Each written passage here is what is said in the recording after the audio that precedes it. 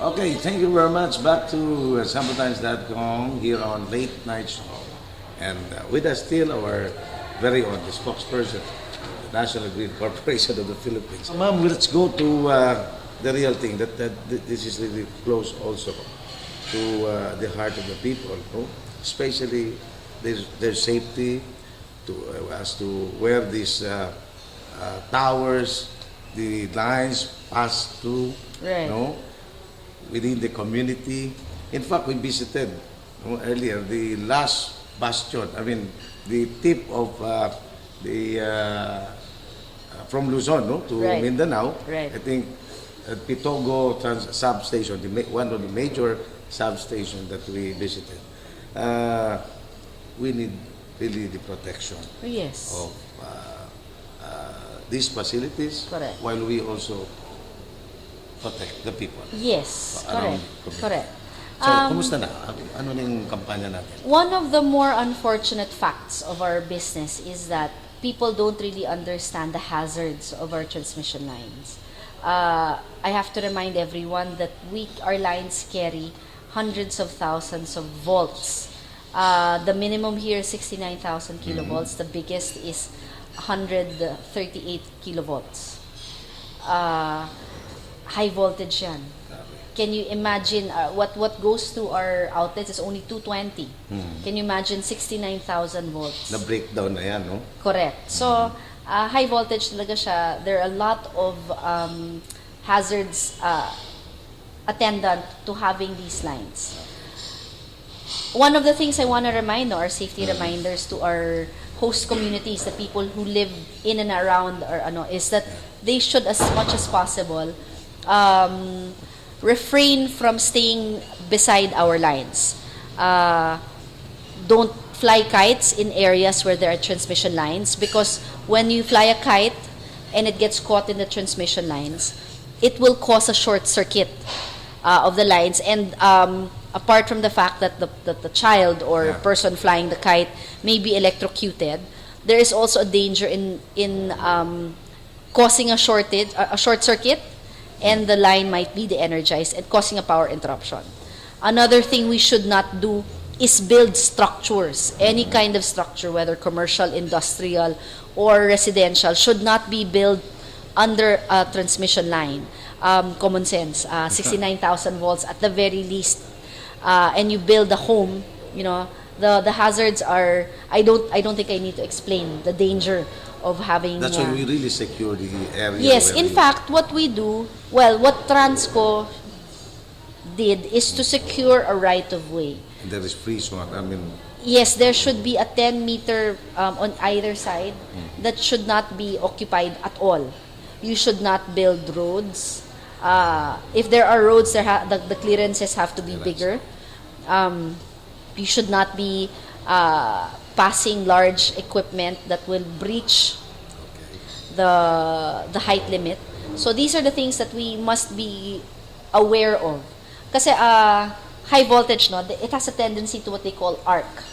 When I say arc, you don't have to physically touch a line for you to conduct electricity. You just have to breach a safety limit. So hindi mo pa nahahawakan, tatakbo na yung kuryente. So, there are many instances where trees growing under a line. Hindi siya dumidikit, pero mag-arc na yung line, short circuit, de-energized power interruption. minsan nasusunog na yung tree, Yes, nasusunog. I think it was here in Mindanao where we had the giant bat that made the unfortunate decision to land Roasted. on one of our... Roasted. Yes, roasted. We've had instances where we had birds, large snakes. Most common and unfortunate are kites. Also, we should not plant trees near or under, especially under the transmission lines. And also, I would like to ask our televiewers that if to allow our maintenance crew to pass through to conduct maintenance works, because it's for everyone's safety. Also, and if they see any area where it looks dangerous, like a sagging line perhaps, or maybe a tree that is growing dangerously near Okay. the transmission lines, please report it to your nearest NGCP station. Including building structures.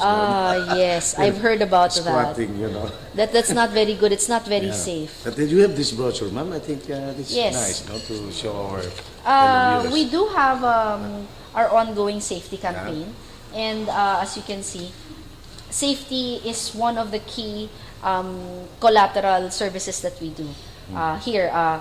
In areas, in low-lying areas where there are flatlands and people plant crops. Sometimes to clear the land between planting seasons, they burn.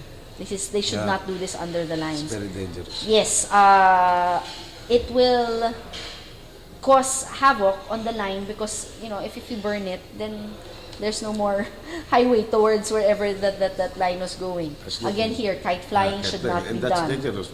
More dangerous. Yes, Getting off the we have had tower. unfortunate cases Yeah. where people have tried to retrieve things stuck on the lines. You don't even have to physically climb. Yung susungkitin mo lang with that's already bad. Kasi high voltage, it will get conducted into whatever you're trying to get the item with. I'm Of trying course, to cut the caricature. Sana real pan na. Nandyan kayo. mahirap yun. Again, no planting trees. Yes, and Try not to carry any tall items that may touch or approach our lines. If there is any disturbance in the lines, please report it to NGCP. Do not build structures underneath our lines or build antennas and structures. And of And, course, if you have a huge piece of equipment or machinery or vehicle, Passing. make sure that you do not breach the Pass. clearances. So, Okay? It's nice, no? So, hope our people would heed to the appeal of NGCP. And by the way, I would like to ask some quick questions. Sure.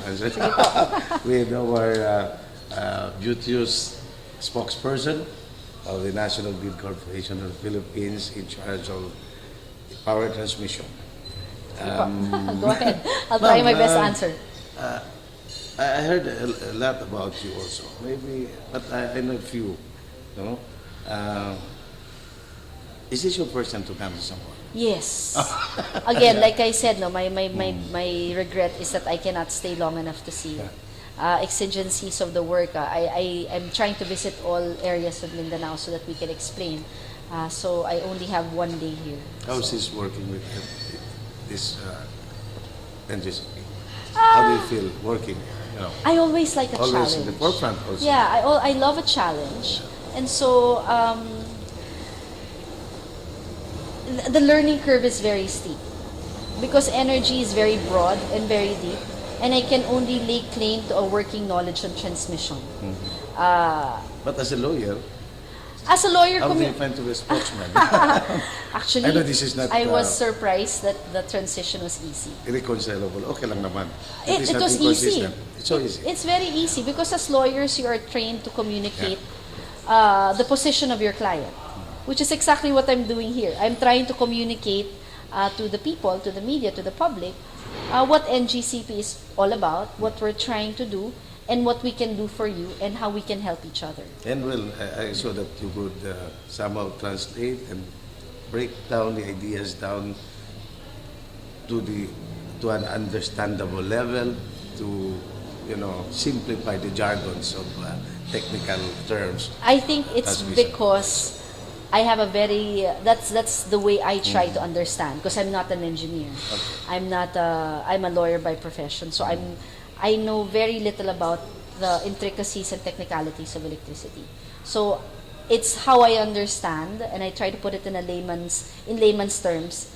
And I always try to remember that if my 7-year-old son can understand what I'm saying, then I can communicate it to the general public who don't really know the intricacies of energy. So that's always my goal. I practice on my children. Yeah. And if they can understand what I'm saying, then maybe I'm doing a good job. Yeah, definitely. But it's obvious. I won't ask you if you're double or single. Yeah. So, anyway, ma'am, you go around.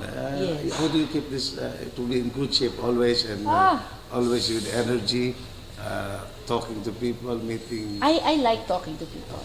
I do like talking to people. Of course, there are times in the day when I want silence. But in general, I do like relating to people. And I see relating to the public as it's not hostile. Some people are very defensive. But for me, I have trust in how people, if they just understand you, are not out to get you. So for me, it's just a matter of trying to get our message out there. And I know that if they see that we are sincere and that we are being honest with you and we are being transparent to the public, that will translate into a good relationship, working relationship. So this is also, I have the full support of my boss here, Mr. Henry C. Jr. is our president and CEO. And one of the first few things he told me when I came on board for the corporate communications and to handle media affairs is that, you shouldn't be shy talking to the public because we have nothing to hide, like they say. Pag walang tinatago, walang kinakatakutan. Because transparency is the key word. Correct. Yeah. So, beginning his term in June of 2010, tama ba? June of 2010, he really said, go out, talk to the people. Because 2010 was the year where we had the droughts. Yeah. So when I came in June, that was the biggest problem we had. And he said, why are you so guarded? Don't be so guarded. If we have the data to back us up, just tell them, communicate to them. So with that mandate, we began to develop a communication program for NGCP so that we can reach the regions. Because I am head office based, as you mentioned earlier. And the challenge of a corporation with nationwide operations is to have a good understanding of the regional nuances. Because It's how going the people... going on down there. Yes, sir. In every place I visit, the people are slightly different. Cagayan de Oro is different from Davao, is different from Zamboanga, is different from General Santos. So we have to understand what the people are feeling, how they view us, where we need to work on, and things like that, so that we can be more responsive. Because as was earlier discussed, NGCP is a private corporation with a public service aspect. Yeah. And even as a private corporation, we need to have some social responsibility. So we need to be able to get a feel of our indirect customers, which are the consumers, to know how we can help them transmission-wise and, something outside of transmission. Yeah, it's PR. Yes. Much less dealing and handling with the media. Yes, because media, seriously, is Yeah. our partner in information. Of course. Correct. Of course. If we don't understand each other, how can you communicate what NGCP does to your viewers, to your listeners? Ma'am, quick. How do you reconcile business and public responsibility? I don't think they're irreconcilable. I think the best business models are those that have a firm eye on public service. And there's a heart. Yes, because if you don't have a heart, no matter how strong your business model is, at some point it will veer away from the needs of the public it serves. And that's where the failure of a business model will become. Every large business has a great public service aspect.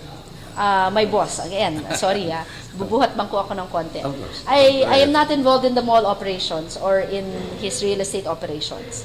But in Mega Mall, in Metro Manila, it used to be a large structure and traffic used to be caused in that area because buses would stop. So what did Mega Mall recently implement? They opened up their parking.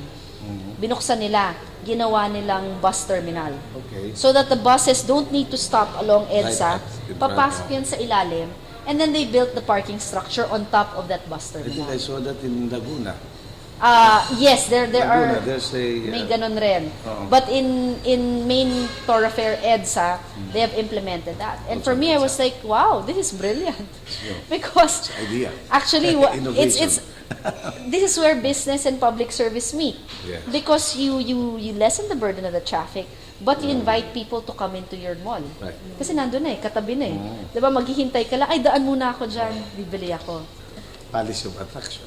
Correct. That's part of So if you just find that Yeah. that perfect balance where business and public service can be implemented simultaneously side by side, then it's just a matter of the will and perseverance to find that balance. If you're just out to make money, at some point malalayo ka na sa tao eh.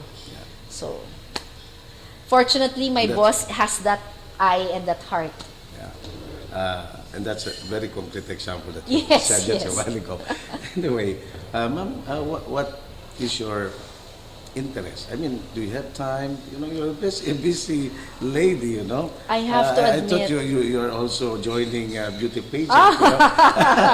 Kasama mo yan sa PR din, ano? Not at all. Okay. Or Growing you're the up, movie. growing up, people always thought matapang ako. But I surprised myself because I'm a very family-oriented person. Seriously, it's office, home office. I'm always with my children. You have sport? I'm sorry? Sports. No, I am a very sedentary person. I try to walk.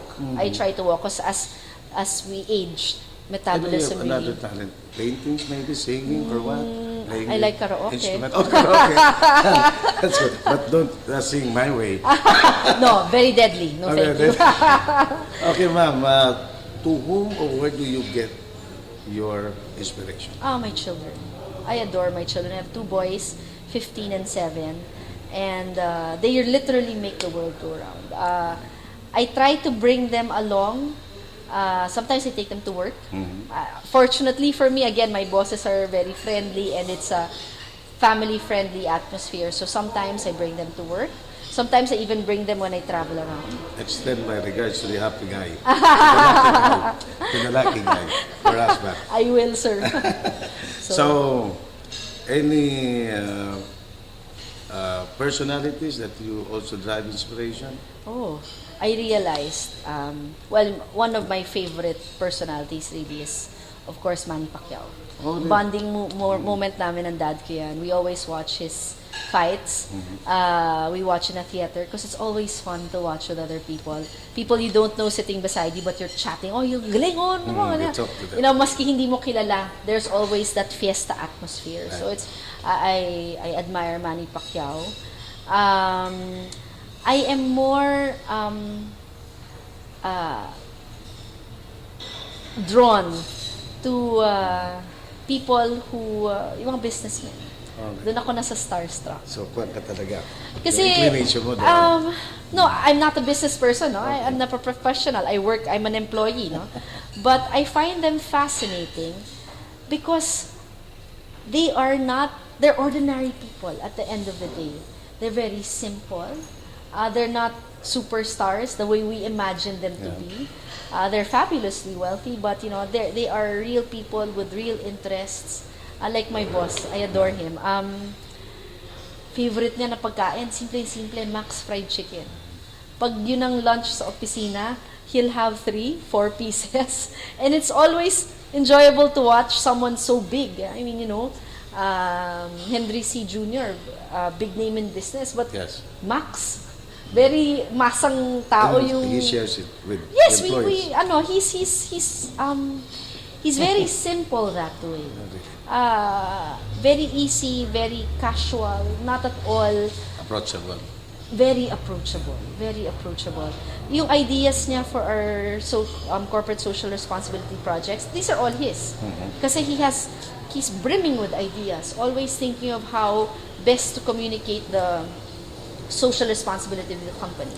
So I get fascinated by them because they can run large corporations. And make the world go round. Yes, but at the same time, they're human. Like he'll come in and he'll say na,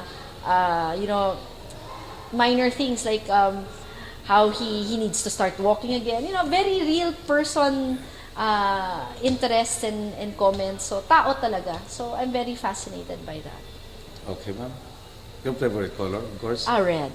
You're wearing red, so my Okay. favorite color. Ma'am, I think give your best shot. I mean, your final shot. Please converse with our TV viewers, radio viewers tonight. Baka may nakalimutan kayong gustong ipaabot sa kanila. Maybe your appeal for their support. After well, all, they're all our partners. I want to end this on a positive note. No? So, Yes. I want to reassure all your viewers and your listeners that NGCP is here to serve. We're a private corporation. But our eye is always on public service. While NGCP is in charge of the transmission system, rest assured that we will be directing all our resources to improving the grid, to properly maintaining it, and to ensure that the facilities remain adequate and sufficient to transmit any and all available electricity safely, reliably, and in a stable manner to all the distribution utilities and our directly connected customers. That is the mandate of NGCP, and that is something that we will ensure will happen while we are in charge of the transmission system. Okay, ma'am. There we have it, friends. The articulate, the beauteous, of course, the expert in information and communication, the mother. Mama, happy Mother's Day. Ay, thank you. Thank The you. mother and, of course, a professional in her field of specialization. The lawyer, of course, Atty. Cynthia Perez-Alabanza. Thank you very much Thank for this you, time, ma'am. thank you so and much. hope you enjoyed your stay in Zamboanga. Yes. And hope I'm looking forward that we shall have this kind of exchanges again, wherein you could impart to our people your thoughts. Yes. That would also inspire them. Thank you very much. Thank you.